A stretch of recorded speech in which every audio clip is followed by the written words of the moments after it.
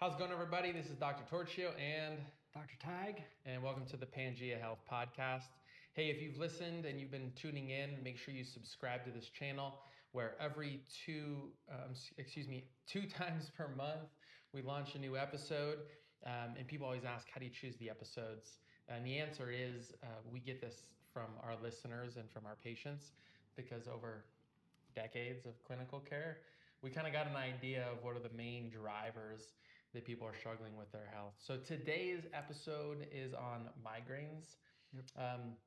We're not gonna go down the rabbit hole of migraines, but migraines are one of those warning signs, as we call them at Pangea, that help drive people to hopefully make a decision to see chiropractic because we have such good success rate with it. Yeah, it's true. I mean, it's one of the most common things that we see in our office, and thankfully we've got some information that helps our patients deal with those. So yeah, deal with them, get rid of them, and so here's the deal. So my mom's side of the family are all sufferers of migraines, and they've suffered, and they didn't know what now we know about chiropractic and how chiropractic and different lifestyle changes can increase your life if you're a sufferer of migraines. So what always breaks my heart is generations of migraine sufferers, right? And I can think back to when I was a kid, and I even asked my mom, like, what was it like growing up with grandpa? And she would say things like, well, when he had a migraine, literally everything shut down. Yeah. So it affected my mom. My mom has suffered migraines now.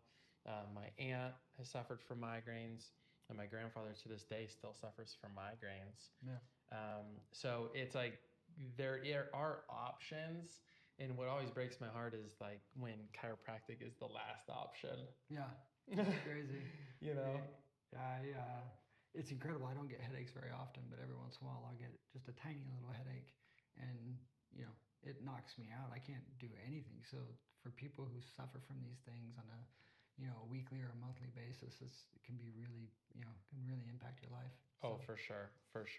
I was reading a study a couple years ago, and some pediatricians actually believe that it's possible that babies that suffer from colic are actually expressing what would be like a migraine. Yeah. So yes, I do believe that babies get migraines, and that's crazy. That's interesting. So my hope is if you're listening, and you can, maybe you don't have migraines, but you know that person who does. Everyone knows someone who suffers from migraines, and the standard traditional protocol is easing into the process, right? It's like Tylenol, and then Tylenol progresses to the migraine version of Tylenol, and then from there they'll do some testing, and it usually the road typically leads to like Imitrex, which is the primary medication for migraines, but the system doesn't start with Imitrex. It progressively leads you to the point where it's like, okay, well, take this. This works. It does work, but it zonks people out. Right. Okay. So let's start at the top. We have 4 or maybe 5 bullet points of things to review with the listener. Number 1 is chiropractic care. Yeah, absolutely. Your nervous system is in control of everything in your body, and so when your spine is out of alignment, that puts stress on your system neurologically. Yeah. And one of the side effects of that can be headaches and migraines. So yeah, and we have colleagues that exclusively work for patients with migraines. Like this is a whole niche of chiropractic that really handles migraines. I have 2 colleagues who've written books on migraines. And they're chiropractors, and the whole thing revolves around the upper neck adjustments, right? And their success rate is many times over 75-80%. So as a listener, it's just like, man, you have to take care of your spine at least as good as you take care of your teeth. Yeah, it's true. And everybody gets it. I beat this drum relentlessly. Everyone gets you should brush your teeth 2 times a day. Well, your spine requires actually more maintenance than your teeth, and yet it just gets overlooked. And it's unfortunately not the story that the medical model tells the migraine sufferer. If I had it my way, if anybody had a migraine, the very first thing that should happen is we'll go to the chiropractor and have the chiropractor assess you. Yeah. Because if you do all this stuff and then we don't see any results, then we can start down the Tylenol to the migraine Tylenol to the Imitrex and proceed onward. Yeah. Right. Yeah, I mean, absolutely. You can always do that down the road, but let's take the least invasive the least invasive action first, right? So the anatomy of the nervous system is so delicate, and like you were saying, Dr. Teig, it doesn't take much to trigger a neurological um, spiral in the wrong direction, which is why we pay such close attention to the top 3-4 vertebrae in the neck to check for that alignment, because I mean, gosh, it does not have to be that misaligned to cause massive implications for the patient. Yeah, absolutely. And if you've never had your spine checked, most likely there's subluxation there. So That's right. That's right. So I, regularly, like Dr. Teig said, we have a new patient come in, and it really baffles me because the top 2 reasons people come into chiropractic are what? Back pain, headaches, neck pain. Neck pain. I was thinking back pain, neck pain, and then upon our detailed history, we find, I also suffer from headaches, and it's kind of like this thing. I'm just generalizing, but it's kind of like this thing where it's like, oh yeah, and I get headaches, and then I might dig a little deeper. Well, how often? And they'll go, a couple times a week. Yeah. I'd be like, whoa, time out. A couple times a week? Right. And they'll be like, well, yeah, usually, a couple times a week I get a headache. About once a month I might get a migraine. And I'm like, whoa, let's back up. Yeah, we're gonna address the neck pain and the back pain, but let's not overlook these other overlook the fact that someone's getting headaches regularly. And that's the key point, is the regularly. So many times it's the headaches that people just they think they're normal. Yeah, they go, oh yeah, I get like a regular headache once a week. Right. That lasts all day. Right. Or once a week I wake up with a really bad headache and I know it's going to be a rough day. Right. Okay. So I think that chiropractic can play a role. There was a study that came out, it's probably been a decade, that indicated that 85% of headaches, all forms of headache, are cervicogenic in nature, meaning they originate from the neck. The neck. Yeah. 85%, right? So step 1 is certainly the neurology. Like we can't have subluxations. Like they lead to things like headaches. Right. Yeah, it's a sign that the body's not functioning or under stress. That's right. And then let's go to step number 2 is the cervical curve. Right. Yeah. And the lifestyles that we live today really make it susceptible for lost curve. We spend hours a day on our devices. We sleep with multiple pillows under our neck. We have old traumas and injuries, and all of these things, they build up, and quite often, I would say the vast majority of the time when we take x-rays, we see a loss in cervical curve, right? Which then puts stress on that nervous system that we're trying to take stress off of. And so, and then leads to tight muscles across the lower neck and the upper shoulders. Oh, doc, I hold all my stress right here. Yeah, that whole thing. Yeah, or every week someone will come in, they'll have a headache, and they'll be like, I can feel it all coming from right here, and it's coming up and wrapping around. Yeah, yeah. Right? Yeah, that's that forward head posture that creates all of that stress. So if you're listening, you can't see, the neck is supposed to have a curve in it, and that curve is the shock absorber for the 20-pound, 15-pound head that sits on top of our body. And like Dr. Teig said, when that curve starts to go away, it loads up those joints and it irritates the nerves and just becomes this ongoing feedback loop of dysfunction. So chiropractic certainly is at the tip of the iceberg when dealing with headaches, specifically migraines. Okay, let's go to the next one. Water. So people look at me kind of crazy sometimes.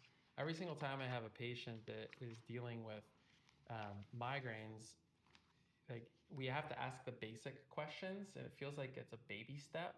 But a lot of times in the baby step, we find, well, we have to do this first, right? Just like getting adjusted. Right. People will suffer from migraines for 20 years and never once have their nerve system that is the source of where the problem is addressed. Yeah. And it's almost like it feels too like rudimentary to make sense. People are like, wait, what? Like, yeah, see, this bone is just tilted right there. We need to adjust that, remove that subluxation, and we're expecting that you're going to start to feel better. And they're like, what? Dr. Tag, I've seen 5 specialists and 3 neurologists and spent tens of thousands of dollars. And you're just telling me that, yeah, it's right. It seems too rudimentary, which Yeah. is It is. But it's yeah. so obvious when you see the X-ray, right? Yeah. Water is the other one. Yep. So right now it's irrigation season in Bend, and we have 5 acres of hay. And if you're from Central Oregon, you think like, well, yeah, it's high desert. Like hay shouldn't grow here. Right. Right, but we have irrigation that comes to our property, and if we don't spray the fields with the irrigation, the hay cannot grow. Right. And then the weeds take over, and then it looks like, right. terrible, and the animals won't eat it because it's not good quality, etc. So when it comes to water, I tell people there's a difference. If you're listening, I think you get this. There's hydrating, and then there's irrigating. Right. What I'm doing to my land is irrigating it to just get the water on, but a lot of the water never really makes it through because our soil is a sandy loam, so it doesn't have much like holding capacity for water. Right? Yeah, like you get it, like everybody listening gets it. So it's very porous.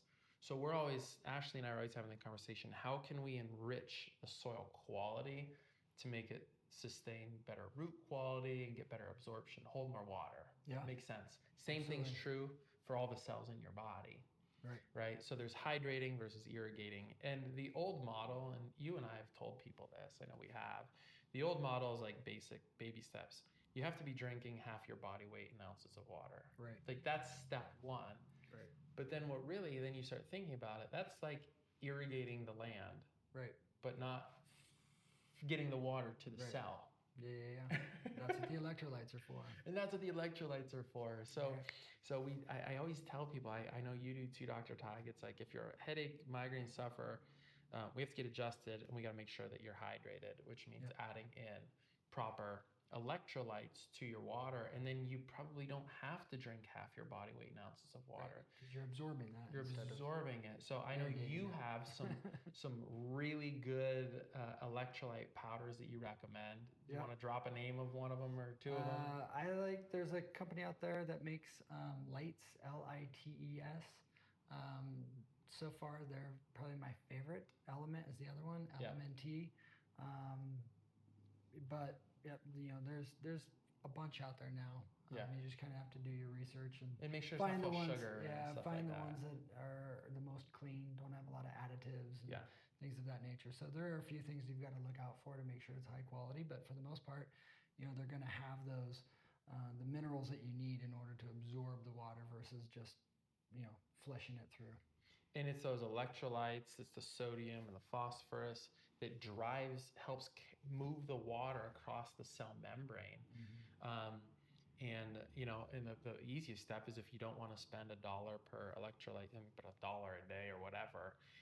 But if you don't want to do that, then a pinch or 2 of real salt, REAL. It's from Salt Lake City. That's very mineral and nutrient dense salt.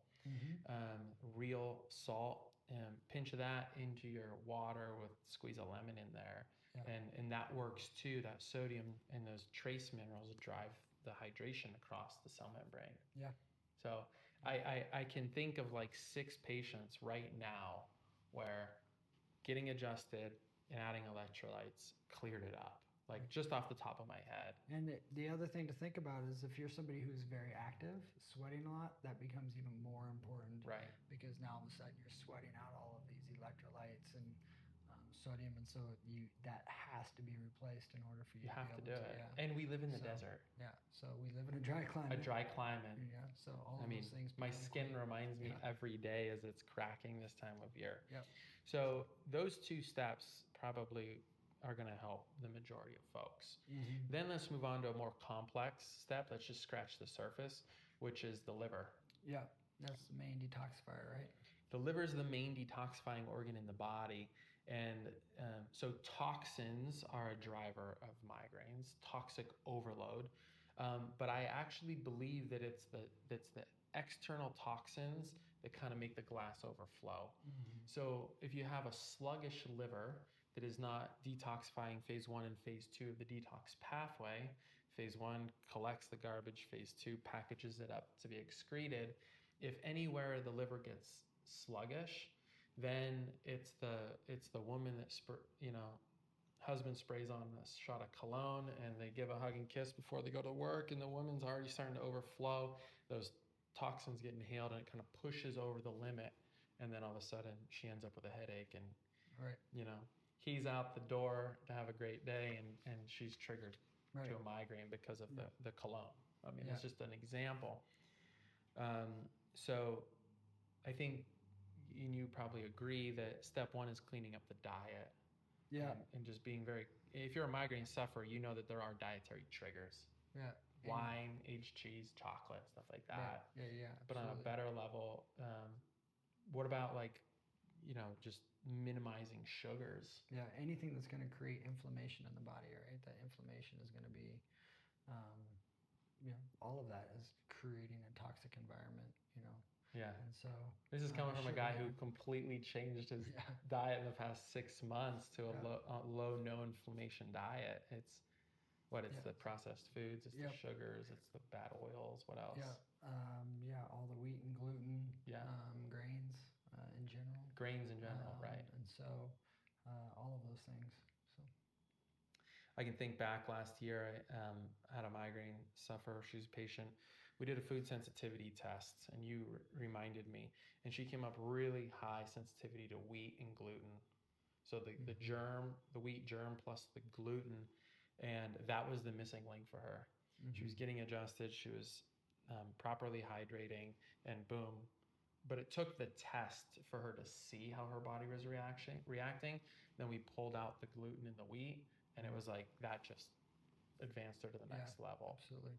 Yeah. And you could spend $350 to do the test, or you could just say, I need to go on a low inflammatory diet lifestyle and save yourself $350. Maybe probably help the migraines and also get all the other systemic effects from it. Absolutely. So we know that those things aren't, in general, are not healthy for us. So might as well cut them out. Skip the step and just cut them out. If you've made it this far, we have what we call the Pangea protocols, and we have a migraine protocol. And because I believe that the majority of folks are suffering from sluggish liver because of diet and lifestyle and toxins, one of the elements to the protocol is to use a liver support. We choose Livaplex as a standard process supplement. And I tell anybody who's suffering from migraines, take 2 of these a day. And it's going to help support the liver and help the phase 1 and phase 2 detoxification processes ramp up. Right. Because if you're a female listener and you're suffering from migraines, oftentimes migraines occur around menstruation. Yeah, that's one of the most common things we hear in the office when it comes to migraines is, I get them around my cycle and whatnot. And so that's very common. Which there's a link, without getting too far into the weeds, around estrogen and how the hormones are fluctuating during menstruation. And it's the liver that actually helps promote the breakdown and the processing and excretion of the estrogen in the system for ladies. So if a woman is getting migraines hormonally around menstruation cycle, there's probably highly likely, the majority of the time, an issue with the liver being sluggish, which is why we add in this liver support to help the liver just ramp up and get those detox pathways moving. So that also has been a major link in helping a lot of folks, primarily women, help get these migraines under control. So if it's much more invasive than going, the pharmaceutical route. We can start to support the body. That's right. From a cellular level. Cellular level, give the body what it needs so it can respond the way that you want it to. So that we're kind of triaging down through here. If you're a migraine sufferer, we got chiropractic, we got hydration, and now we got some good liver support to help open up that pathway. And now we come to the nighttime routine. We hear this commonly, where poor sleep is a major trigger for migraines. And that can be position, the way that we're sleeping, the way that we sleep leads to subluxation a lot of times. But also just inability to get quality, lack of sleep, right, Dr. Tig? So any tips on? Yeah, I mean, sleep is when our brain detoxes, right? Our brain, we regenerate, our cells regenerate at night when we're sleeping, and if we're not getting that proper amount of sleep, then our body is in a state of stress. That's right. And when our body's in a state of stress, things don't work the way that they're supposed to. Triggers all these downstream. We never get into that rest and digest state. And so keeping a really clear bedtime routine, going to bed at the same time every night, getting up at the same time every morning can be really helpful. Going through some, really simple pre-bedtime routines, dimming the lights, staying away from our screens, doing things like that can be really helpful. Yeah. And then you can also move to supplementation if needed. So a low dose of melatonin can help for short periods of time to kind of get into that cycle. Exactly. So all of those things can help get better sleep, but ultimately sleep is absolutely critical because that's when your body regenerates and detoxifies and restores. I love that you brought up the melatonin. So that would be like the next step. And in the past, we've used melatonin. I don't, like you said, I'm not a huge fan of it because it does change hormones in the body, but a very low dose, like 1.5 to 2 milligrams, which is way less than stuff that you buy at the grocery store. I mean, I have people come in and they tell me they're taking like 10, 15 milligrams of melatonin. And I'm like, whoa, let's pump the brakes on this. But a very low dose for a period of time can be beneficial and helpful for migraine sufferers. I always give my wife a hard time because she's like, the nighttime routine is so critical for us in our house. So on that topic, reading is beneficial to just help you wind down. And in our bedroom, our nightstand lights, she has incandescent red light. Right. So it when I look from outside, it looks like our bedroom is a chicken coop because she's laying in bed with red light, using blue light blockers. But a lot of times people say, well, I could lay in bed and, I mean, if I read one page, I fall asleep. Right. But people say, yeah, I'm like reading.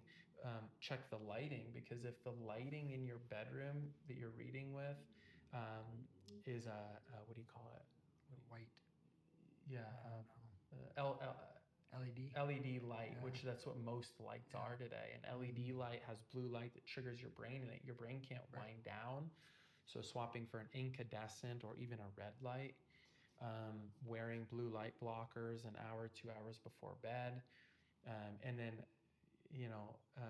Wi-Fi and EMF signals do alter our neurology. So in our house at 9:30, the Wi-Fi's on a timer. The Wi-Fi goes off. So we're trying to create an environment in our home where we're not getting blasted by those signals while we're sleeping. Right.